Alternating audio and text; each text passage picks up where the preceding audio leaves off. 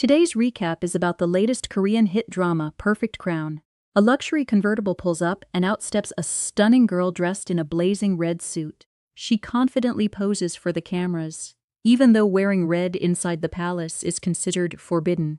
Back at her company, the PR team quickly uses the attention to boost sales, causing the outfit to sell out almost instantly. Their risky marketing strategy becomes a huge success. Earlier, in the company meeting room, Haiju showed everyone how smart and ruthless she could be. Since sales were dropping badly, she ordered every department to increase profits no matter what. Some teams were told to spread scandals about competitors, while others reduced supplies on purpose to create fake shortages and make customers panic buy. They even released headlines claiming that the future successor of Castle Group would attend the royal banquet.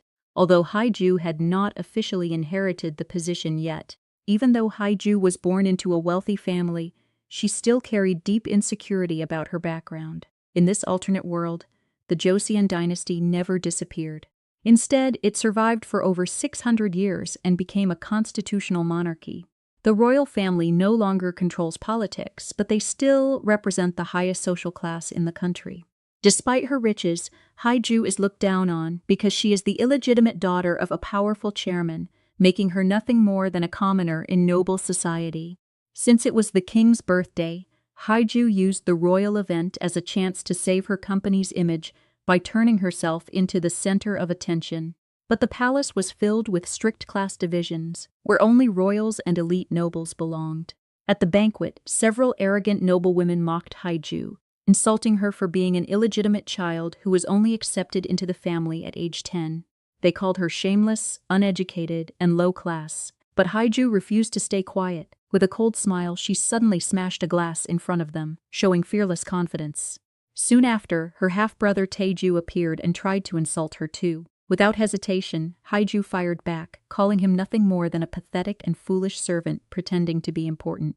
As the birthday celebration continued, everyone gathered inside the grand hall, waiting in complete silence for the ceremony to begin. The person everyone was waiting for was Grand Prince Ian. After the former king, who was also Ian's older brother, passed away, the throne went to the late king's young son. Since the new king was still just a child, all real authority was placed in the hands of his uncle, Grand Prince Ian, who now ruled as regent.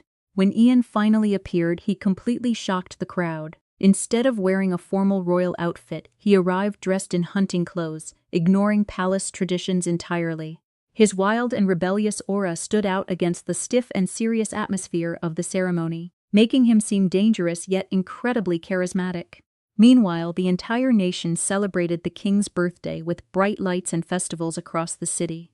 The biggest event of the night was the river firework ritual. The young king wrote down his wish and handed it to Ian, who began the ceremony. As glowing sparks rained across the water, the breathtaking scene left everyone speechless. After the fireworks ended, the royal gathering became more relaxed. During a walk, Haiju met her longtime friend Jong-woo, who also happened to be the nation's prime minister. While they joked together, Jong-woo was suddenly called away to meet Grand Prince Ian. Before leaving, he revealed an important secret. The Queen Dowager was pressuring Ian to get married soon. If Ian ever gets married, he would immediately lose his position as regent and be forced to leave the palace. Hearing this, Prime Minister Jong-woo starts panicking because all the political pressure and royal responsibilities Ian currently handles would suddenly fall onto him instead. But Ian calmly tells Jong-woo to use his authority as prime minister to block the marriage proposal. It turns out Ian had planned this from the beginning and only teased Jong-woo to watch him panic. At the same time, Haiju wanders through the palace searching for a phone signal when she unexpectedly runs into Grand Prince Ian. With a cold expression, Ian demands to know who she is. The moment she introduces herself, he accuses her of entering a restricted area and orders her to leave immediately. Before walking away, he casually reminds her that she was once his junior back in school, leaving Haiju completely stunned. Suddenly, thick smoke rises through the palace, followed by a huge explosion. Ian rushes toward the scene and finds part of the palace engulfed in flames. The Queen Dowager immediately slaps him across the face, without even asking questions. Furious, she accuses him of trying to kill another king, showing that she still believes Ian was responsible for her husband's death in the past. Thankfully, the young king survives unharmed, but the disaster forces the royal celebration to end early. Annoyed and exhausted, Haiju returns home in a terrible mood. Her secretary notices her frustration and jokingly asks if she secretly hates Grand Prince Ian. That question reveals the two actually shared a tense history during their school days. Back in high school, Haiju once sneaked into the archery range late at night to practice for an upcoming competition. But no matter how hard she tried, none of her arrows could hit the target. Feeling discouraged, she suddenly encountered senior student Ian. Just like in the present day, he spoke to her with a cold attitude, asking for her name and status before accusing her of breaking school rules by leaving the dorm after curfew and using the range without permission. As punishment, he threatened to deduct 30 behavior points from her record. But Haiju refused to back down. She stared directly at Ian and boldly asked why he should escape punishment too when he was standing there breaking the exact same rules. When Ian confidently shows his special VIP pass, Haiju becomes even more annoyed. She refuses to accept the unfairness of it all. The archery range was supposed to be closed for private practice, but a noble classmate had proudly shown off the key earlier, so Haiju secretly borrowed it to train. Seeing Ian freely enter with his royal privileges only convinces her that the rules exist only to control ordinary people like her. Frustrated, Haiju boldly says that she will take every chance she can get, no matter what. To her, winning through dirty methods is still better than losing while playing fair. Before leaving, she gives the Grand Prince a respectful bow, but the anger burning in her eyes makes it clear she cannot stand him. Back in the present, Ian is struggling with the pressure of the forced marriage plan. The next day, the Queen Dowager visits him to apologize for slapping him during the fire incident. However, their conversation quickly turns tense again. She points out that even after a massive palace fire nearly killed the young king, the entire country only cared about the tiny scratch on Ian's face. Because Ian holds the power of regent, everyone in the nation is obsessed with him.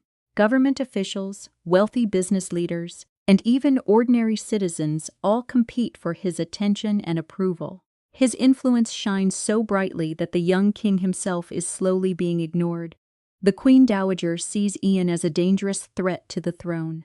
To weaken his power and remove him from the center of attention, she plans to force him into marriage with a woman she can fully control like a puppet. Hearing the Queen Dowager's words, a brief look of sadness appears in Ian's eyes. When he was younger, he always obeyed his father and focused only on studying. He earned top grades and worked harder than anyone. But because he was the second son, his father never praised him. The king constantly kept Ian in the shadows to make sure he would never challenge the crown prince for the throne. He even removed Ian's royal title twice just to remind him of his place. Behind his powerful image and glamorous reputation, Ian's life was far more painful and lonely than people realized. At the same time, Haiju is also dealing with pressure about marriage. Her chairman father is trying to arrange a wedding for her, but the rumored groom is only a small company manager with little status or influence. Furious, Haiju openly rebels against the idea. She has no interest in romantic fairy tales, but she is willing to accept a business marriage if it benefits both sides significantly. In her eyes, the families involved must match in power, wealth, and status. Her sister-in-law tells her to stop being so picky, but Haiju instantly fires back with a sharp insult. She claims her sister-in-law's low standards are exactly why she ended up marrying Haiju's useless older brother. Haiju coldly says that without the title of being the chairman's first son, her brother would never deserve to stand beside her in the first place. She also suspects her father is using this marriage to push her out of the family business, so the company can eventually be handed over to her incompetent brother. Without holding back, Haiju directly tells her father that she refuses to marry a worthless man.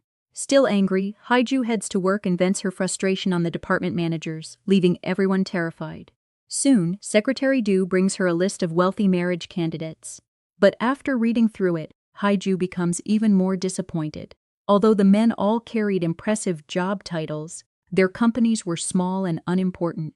To make matters worse, she found none of them attractive or useful enough to benefit her future. Feeling completely drained, Haiju can only let out a long sigh. Haiju dreams of finding the perfect man, someone wealthy, talented, and handsome enough to truly match her. After seeing the public become obsessed with Grand Prince Ian's rebellious charm despite criticism from the royal elites, She realizes he is the only man in the country who fits her standards and decides to marry him. She repeatedly sends requests to meet Ian, but he rejects everyone. At first, she uses only her name, then her family status, and later even claims their meeting could help the nation. Still, Ian refuses without hesitation. Frustrated, Haiju remembers that Ian once called her his school junior, so she changes her approach and politely asks for guidance as his former junior. This time, Ian finally agrees to meet her. At the palace, Ian coldly asks why she tried so hard to see him. The story then flashes back to their school days during an archery tournament, where Ian quietly helped students practice by keeping the training grounds open. Haiju improved quickly, and, when a noble student insulted her for being a commoner, Ian immediately defended her. During the competition, the king treated Ian coldly while Haiju and Ian faced each other in a tense final round. Back in the present, Haiju suddenly proposes marriage to Ian. Instead of reacting seriously, he points out the many proposals he already receives and asks why he should choose her. Confidently, Haiju lists her wealth, intelligence, beauty, and ability to protect him from scandals, even promising a peaceful divorce if needed. Her bold honesty finally makes Ian laugh, but he still rejects her, claiming he values love more than status or money, though Haiju can tell he is mostly teasing her. Even after being rejected, Haiju refuses to give up. Realizing Ian dislikes fake politeness, she decides to chase him openly instead. She investigates his daily schedule and keeps appearing wherever he goes. Whether he is horseback riding, eating breakfast, or volunteering at a cat shelter, Haiju boldly flirts with him and honestly admits she is trying to make him fall in love with her. Although Ian acts annoyed, her constant attention slowly begins affecting him. Meanwhile, Haiju is forced to attend another blind date arranged by her father, who threatens to shut down her beauty company if she refuses again. During the meeting, she shocks the man with her blunt attitude, suggesting immediate marriage and asking if he would sacrifice his entire life to help her reach the top. Terrified by her ambition, the man quickly gives up on the idea. Later, Ian hears about the failed date and feels strangely bothered that Haiju might look for another husband. His assistant also reveals details about her school days, describing her as fearless, hot-tempered, and impossible to defeat. At the same time, Ian continues suffering from painful nightmares about the palace fire that killed his older brother after the queen burned a secret letter about the throne. The memories leave him emotionally broken and unable to sleep for years. While Ian stays away from the palace, the Queen Dowager pressures young King Yoon to rule without depending on his uncle. Worried for the boy, Ian secretly rushes to the 2025 Korea Economic Awards after receiving a desperate call from him. In front of the shocked media and royal officials, Ian calmly holds the nervous king's hand and walks beside him into the ceremony. During the event, Chairman Park receives an award, followed by Haiju, who wins the Best Entrepreneur Award for Castle Beauty. After accepting the award from King Yun, she playfully teases Ian and jokingly asks him to reward her privately later. After the awards ceremony, Haiju uploaded selfies with hashtags linked to Grand Prince Ian, quickly drawing massive public attention again. Later, her longtime friend Jong Woo invited her to dinner to celebrate. The two had been close since their Royal Academy days, where Haiju was admired for her intelligence, talent, and archery skills. Jong Woo had quietly fallen for her back then, and his feelings still remained obvious even now. Meanwhile, Ian suddenly suffered from a severe headache, but refused treatment at the royal hospital because he feared the Queen Dowager's spies. By coincidence, Haiju discovers his condition at the same hotel and offered help by bringing her family doctor. That was when she learned Ian had struggled with painful insomnia for years. At the palace, the Queen Dowager harshly scolded young King Yun for relying on Ian. Back at the hotel, Assistant Choi explained to Haiju that Ian hated public attention and avoided treatment because rumors would spread instantly. Suddenly, the Queen Dowager arrived unexpectedly. While trying to hide Haiju, Ian stopped the queen from entering by pretending he was changing clothes. But before leaving, she spotted Haiju's handbag and returned, catching the two together. The next morning, the media exploded with rumors that Ian was secretly dating Haiju. Instead of panicking, Haiju enjoyed the attention while the public spread even wilder gossip online. Soon after, Ian arranged another private meeting with her and apologized for involving her in the scandal. During their conversation, Haiju admitted she always knew Ian had purposely let her win during their old archery competition. Rather than feeling thankful, it wounded her pride because her entire life she had been ignored despite her hard work, while less capable men received power through status and family connections. She confessed that she wanted the title of Grand Princess not for love, but to protect everything she had built herself. After hearing her honest feelings, Ian finally agreed to marry her, though he warned that royal life would bring endless pressure and public scrutiny. Even so, Haiju treated it as a victory and immediately began building the image of a perfect royal romance, proudly holding Ian's hand before reporters as news of their relationship spread across the country. Haiju's makeup style soon became a nationwide trend as she and Ian publicly acted like the perfect royal couple. Ian openly held her hand at the palace and even pretended to be affectionate in front of the staff. When the Queen Dowager questioned their relationship, Ian admitted he liked Haiju and assured her there would be no forced marriage scandal. Later, he joked with Haiju that they needed to act deeply in love so the public would believe their marriage was real. That night, the palace staff prepared separate rooms, but Ian insisted they stay together. After arguing over who would sleep where, they ended up sharing the same bed and fighting over blankets, while the palace maids misunderstood the situation completely. The next morning, Haiju purposely returned to work in the same clothes to fuel dating rumors, causing her fashion style to sell out instantly online. Even hateful comments didn't bother her because she was already used to criticism. Meanwhile, Prime Minister Jong-woo seriously asked if she truly loved Ian, unaware that he had secretly loved her since school. Haiju lied and said yes, even asking for his political support to approve the marriage. Heartbroken, Jong-woo hid his feelings and later admitted in church that he could not genuinely wish for her happiness. At the same time, the Queen Dowager secretly tried to erase dating rumors online, while angry fans blamed Haiju for seducing the Grand Prince. When schoolgirls threw eggs at her, Haiju fiercely scared them away without hesitation. Later, she confronted her father, who still blamed her for destroying the family years ago, and refused to ever give her control of the company. Hurt and furious, Haiju threatened to destroy both him and her brother if necessary, though deep inside she only wanted her father's love and approval. Feeling emotionally exhausted, Haiju was surprised when Ian suddenly visited her home, carrying warm bread and a trendy Haiju and Grand Prince meal set.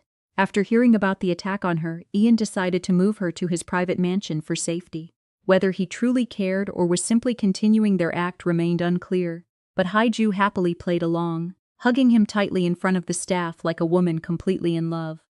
Once they were finally alone, Haiju asked Ian why he agreed to marry her. Ian answered honestly, saying she was beautiful, rich, and the only person who could truly understand him if he ever became king. His unexpected confession shocked Haiju, especially when he openly hinted at his desire for the throne. Meanwhile, the Queen Dowager secretly began her attack. The next morning, Captain Chung and the royal guards arrived at Ian's mansion to arrest Haiju for questioning about the fire during the king's birthday event. With Ian away at Jiao Shrine, Haiju desperately tried to contact him. She asked Secretary Du to deliver the message, but the shrine guards refused to let her in. Luckily, Ian's loyal butler arrived carrying a royal token Haiju had hidden earlier for emergencies. Since the token came directly from Ian, it immediately stopped the guards from interfering further. Just as Haiju was about to be taken away, Ian suddenly returned and angrily confronted Captain Chung. The Queen Dowager then revealed herself and accused Haiju of being involved in the palace fire.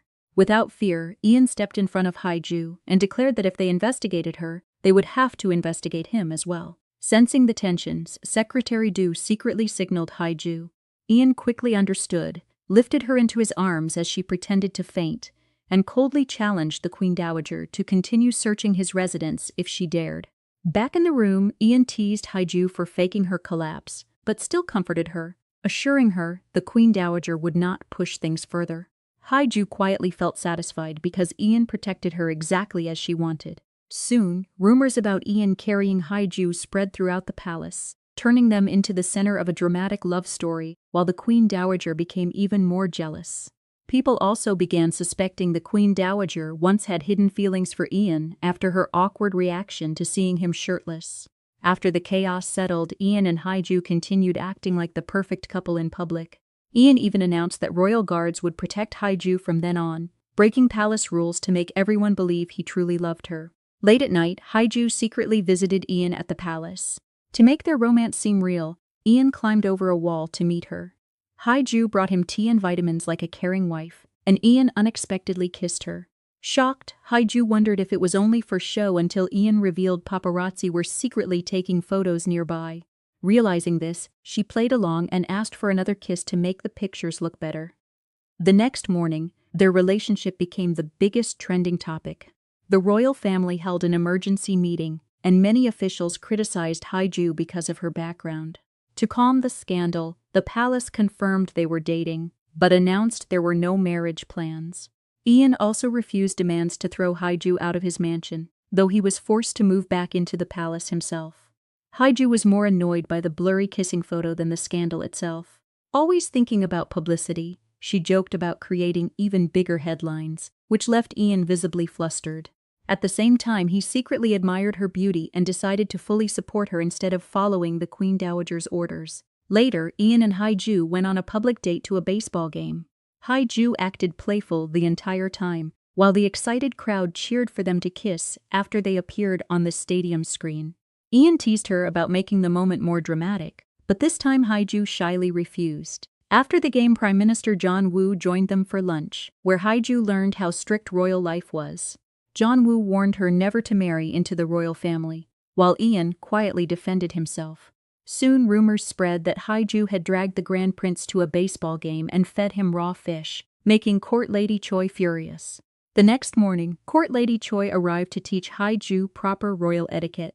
But before the lecture could begin, Haiju casually answered Ian's call and drove away, leaving the angry court lady standing outside in frustration. When Haiju returned to work, Secretary Du teased her about kissing the Grand Prince. Haiju acted confident, but when she heard Ian had never dated anyone before, she became surprised that someone so inexperienced could kiss so naturally. That night, Court Lady Choi arrived at the mansion to begin strict royal training. She corrected Haiju's speech, posture, and walking, but Haiju cleverly turned things around by teaching the court lady Pilates instead. When Ian returned home, Haiju hugged him and silently begged for help, so Ian ordered Court Lady Choi to leave. Unfortunately for Haiju, the lessons continued again the next morning. During training about royal funerals, Haiju learned that Ian's mother, father, and older brother had all died in tragic incidents. At first she joked around to escape the lesson, but after reading old reports, she realized the deaths seemed suspicious. For the first time, she understood how much pain Ian had been hiding. Meanwhile, the Queen Dowager tried forcing Ian to accompany another noblewoman to an event in hopes of separating him from Haiju. Ian calmly rejected her plan and chose to attend alone. Later, Haiju encouraged him to stop hiding his ambitions and fight for what he truly wanted, making Ian feel understood and supported. Back at the mansion, the young king secretly visited Ian while Haiju was still stuck in training. She happily escaped the lessons by playing games with him, letting him enjoy a normal childhood for once. After winning, the young king asked for a ride in Haiju's red convertible, even though royal rules forbade it. Despite everyone's objections, Haiju promised to keep him safe and took him for a drive. During the ride, the young king asked her to go faster, but suddenly the car's brakes completely failed. Staying calm, Haiju avoided several crashes before finally steering into a guardrail to slow the car down. At the last second, a black car raced ahead and blocked the road, sacrificing itself to stop the runaway vehicle. After the violent crash, the injured driver stepped out covered in blood. It was Grand Prince Ian. After the accident, the Grand Consort rushed to the hospital in panic. The young king was safe, but Ian suffered a serious shoulder injury and needed emergency surgery. The Grand Consort wanted to blame Haiju, but Prime Minister John Woo stopped her, knowing a larger scandal would also involve the king. When Haiju woke up, her first concern was Ian. After learning his surgery succeeded, she hurried to his room. Ian acted weak to make her stay close, gently comforting her while showing feelings he could no longer hide. But soon after, Secretary Du warned Haiju that the accident had damaged her company's reputation and advised her to end things with Ian before things became worse. Unfortunately, John Woo overheard their conversation and learned that Haiju and Ian's relationship was originally a political arrangement. He then confessed his feelings and asked Haiju to marry him instead. Shocked, Haiju rejected him, saying she didn't want him risking his future because of her. The next day, Haiju discovered Ian had suddenly left the hospital and was ignoring all her calls. She later learned he likely overheard John Woo's confession. When she rushed to Ian's mansion, the staff coldly told her to move out and return the special ID card Ian once gave her. Later, Ian explained that the car accident investigation proved someone had intentionally damaged the brakes. To protect Haiju from further danger, he decided to end their fake relationship and pushed her away with cruel words, claiming she could never belong in the royal family. His rejection deeply hurt her. In reality, Ian was suffering alone. Haunted by memories of losing his mother in a tragic accident, he feared Haiju would face the same fate if she stayed near him. John Woo had also warned him that the only way to truly protect her was to keep her far from the dangerous royal world.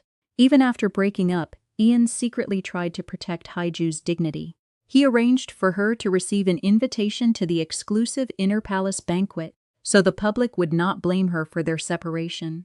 However, Haiju understood the real reason behind it and stubbornly refused to attend. Although she pretended not to care by joking around with Secretary Du, it was obvious she was heartbroken over losing Ian. Haiju finally agreed to meet Ian at the palace and demanded to know why he pushed her away before calling her back. Ian confessed that he only did it to protect her from becoming a target of the royal family and the public. Furious, Haiju called him a coward and pretended to aim a bow at his beloved cat. When Ian immediately tried to protect it, she told him that real protection meant fighting back instead of running away. After wrapping his injured hand with her ribbon, she warned him never to give in to fear again. Her words deeply moved Ian, and later that night, while looking at the blooming flowers outside, he realized how much he missed her. Soon after, Ian called Haiju and insisted she attend the royal banquet. Both apologized for hurting each other, understanding they had no choice but to move forward together. As preparations began, Secretary Choi trained Haiju in strict royal etiquette, though she already knew nobles would always look down on her because of her commoner status. Before the banquet, Haiju intentionally walked behind Ian for the first time, even though she had always been someone who led others. Ian admitted he admired her confidence because he had spent his whole life standing quietly in the shadows. Haiju encouraged him to proudly stand beside her instead. When the banquet started, she shocked everyone by arriving in a sharp white suit instead of the royal dresses prepared for her. The Grand Consort was irritated and punished her by forcing her to stand under the hot sun, but everything changed when Ian arrived. In front of everyone, he proudly escorted Haiju to the front row and promised he would finally fight for himself just as she always had. That evening, Ian and Haiju entered the royal party together and instantly became the center of attention. During their graceful dance, their chemistry convinced everyone they were deeply in love. Then, in a shocking moment, Ian knelt down and proposed with his late mother's priceless ring. Emotional and overwhelmed, Haiju happily accepted as fireworks lit up the sky, and the crowd celebrated their engagement. Ian then asked the young king for his blessing, and despite the Grand Consort's silent disapproval, the king publicly approved the marriage. After the celebration ended, the furious Grand Consort ordered Prime Minister John Woo to use his political influence to stop the wedding. However, John Woo refused, explaining that the palace and government needed to remain united. Later, during the banquet, Ian danced with the Grand Consort while she warned him not to expect an easy marriage. Ian stayed calm, reminding her that the king already supported him publicly. He even hinted that he knew secrets about the late king's will, making her visibly nervous before he coolly told her to keep smiling for the guests. At the same time, Haiju danced with John Woo, who secretly loved her since school. Seeing her engagement ring hurt him deeply, but when Haiju quietly asked for his support, he promised to stay by her side as long as she never lied to him again. Later, while dancing with the Grand Consort, John Woo couldn't stop watching Haiju, making the Grand Consort quickly notice his feelings. After the banquet, Haiju happily admired her engagement ring, but Ian teased that he would take it back after their future divorce. He then admitted the ring was his late mother's precious heirloom, which his father reluctantly gave him. Seeing Ian unexpectedly emotional, Haiju chose not to press further. Sitting together quietly, the two shared a soft romantic moment as Ian gently touched her hair. The next day, news of their engagement spread everywhere, attracting huge public attention because of their different social backgrounds. Excited by the media response, Haiju eagerly met with her PR team and asked Ian if she could continue wearing the ring. Her happiness unexpectedly made Ian smile too. Meanwhile, the Grand Consort stopped openly opposing the marriage after suspecting Ian knew the truth about the late king's final will. Years earlier, the former king had secretly planned for Ian to inherit the throne. Although a fire destroyed the evidence, she realized Ian could never truly be controlled. Allowing him to marry Haiju became her new strategy, because she believed Haiju would eventually become his weakness. At the same time, Haiju's father secretly arranged for someone loyal to watch over her inside the palace. Soon after, Haiju's brothers and sister-in-law visited, hoping she would hand over the company once she officially joined the royal family. Instead, Haiju questioned them about the brake tampering incident. Her brother revealed the suspects had already died, leaving no evidence behind. Furious, Haiju realized someone had silenced the man before the truth could be uncovered. Later, Haiju attended a carefully managed palace interview meant to improve the royal family's image. She explained that she and Ian had attended the same school years ago, but lived in completely different worlds. When asked what changed after they started dating, Haiju jokingly claimed Ian had become overly protective of her, leaving the interviewer speechless. That night, Ian watched the interview and couldn't hide his smile at Haiju's bold answers. When she returned to the Grand Prince's mansion, one maid behaved suspiciously, but Secretary Du quickly removed her. The maid was later revealed to be a spy working for the Grand Consort. Ian already knew this, but kept her there, believing another spy would simply replace her if she disappeared. The next day, Haiju visited the palace to discuss wedding plans with Ian and Prime Minister John Woo. Since the royal family had suffered years of scandals, they planned to turn the wedding into a massive public event to restore their reputation. John Woo announced the ceremony would be held with the same grandeur as a crown prince's wedding. However, during the meeting, his closeness to Haiju made Ian jealous, especially after John Woo casually mentioned their future divorce, revealing he already knew the marriage was only a contract. Later, Haiju tried to explain everything, but Ian warned her not to trust John Woo too easily. However, Haiju defended the Prime Minister, saying she trusted him more than Ian, who had abandoned her once before. She then insisted they create a written marriage contract. The two agreed on strict conditions. Their marriage would end within 3 years, Haiju would return all royal property after the divorce, and their fake relationship would remain secret forever. Just then, the Grand Consort interrupted them and invited them to a family dinner. Meanwhile, the palace assistants secretly bet on whether Ian and Haiju would truly fall in love, though most believed it was impossible because of their strong personalities. At dinner, the Grand Consort harshly criticized Ian, claiming his late father would never approve of the marriage, and even hinting that Ian was somehow tied to past royal deaths. Hurt but silent, Ian endured the insults until Haiju quietly held his hand and took him away before things became worse. Outside the palace, Haiju comforted him, and the two escaped together for the night. During the drive, Ian admitted he had spent his entire life trapped by royal rules, and that driving was the only thing that made him feel free. Haiju then brought him to her yacht, where she teased him for being overly cautious about food, and later laughed when he became seasick. After treating him, she led him to the front of the yacht so he could finally experience true freedom. As they stood together under the night sky, Haiju suddenly slipped and fell into Ian's arms. Instead of pulling away, Ian held her close and softly reminded her of her promise that he could do whatever he wanted that night. Moments later, he gently kissed her, and this time, Haiju kissed him back without hesitation.